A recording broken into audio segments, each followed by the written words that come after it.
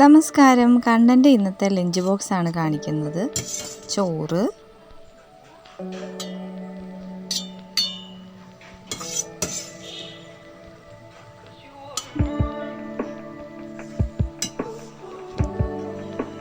പപ്പടം വറുത്തത്,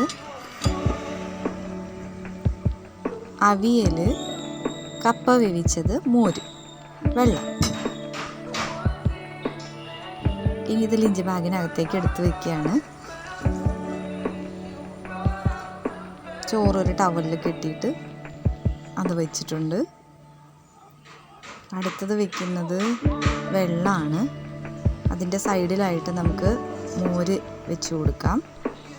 ഇനി അവിയലും പപ്പടവും കപ്പ വേവിച്ചത് അവൻ